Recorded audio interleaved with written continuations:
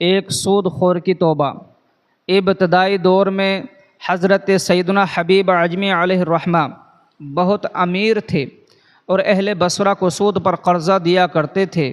جب مقروض سے قرض کا تقاضا کرنے جاتے تو اس وقت تک نہ ٹلتے جب تک کہ قرض وصول نہ ہو جاتا، اور اگر کسی مجبوری کی وجہ سے قرض وصول نہ ہوتا تو مقروض سے اپنا وقت ضائع ہونے کا ہرجانہ وصول کرتے اور اس رقم سے زندگی گزارتے۔ ایک دن کسی کے یہاں وصول یابی کے لیے پہنچے تو وہ گھر پر موجود نہ تھا۔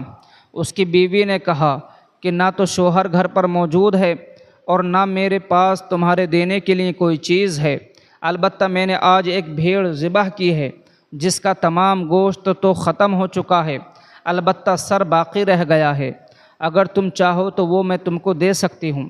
چنانچہ آپ اس عورت سے سر لے کر گھر پہنچے اور بیوی سے کہا کہ یہ سر سود میں ملا ہے، اسے پکا ڈالو۔ بیوی نے کہا گھر میں نہ تو لکڑی ہے اور نہ ہی آٹا، بھلا میں کھانا کس طرح تیار کروں؟ آپ نے کہا کہ ان دونوں چیزوں کا بھی انتظام مقروض لوگوں سے سود لے کر کرتا ہوں اور سود ہی سے یہ دونوں چیزیں خرید کر لائے۔ جب کھانا تیار ہو چکا تو ایک سائل نے آ کر سوال کیا۔ آپ نے کہا کہ تیرے دینے کے لیے ہمارے پاس کوئی چیز نہیں ہے، اور تجھے کچھ دے بھی دیں تو اس سے تو مالدار نہیں ہو جائے گا، لیکن ہم مفلس ہو جائیں گے۔ چنانچہ سائل مایوس ہو کر واپس چلا گیا۔ جب بیوی نے سالن نکالنا چاہا لیکن وہ ہنڈیا سالن کی بجائے خون سے لبریز تھی، اس نے شوہر کو آواز دے کر کہا دیکھو تمہاری بدبختی اور کنجوسی کی وجہ سے یہ کیا ہو گیا ہے۔ آپ کو یہ دیکھ کر عبرت حاصل ہوئی اور بیوی کو گواہ بنا کر کہا آج میں ہر برے کام سے تائب ہوتا ہوں، اور یہ کہہ کر مقروض لوگوں سے اصل رقم لینے اور سود ختم کرنے کے لیے نکلے۔ راستے میں کچھ لڑکے کھیل رہے تھے۔ آپ کو دیکھ کر کچھ لڑکوں نے آوازیں کسنا شروع کیے کہ دور ہٹ جاؤ، دور ہٹ جاؤ، حبیب سود خور آ رہا ہے، کہیں اس کے قدموں کی خاک ہم پر نہ پڑ جائے اور ہم اس جیسے بدبخت نہ بن جائیں۔ یہ سن کر آپ بہت رنجیدہ ہوئے اور حضرت سیدنا حسن بصری علیہ الرحمہ کی خدمت میں حاضر ہو گئے۔ انہوں نے آپ کو ایسی نصیحت فرمائی کہ بے چین ہو کر دوبارہ توبہ کی۔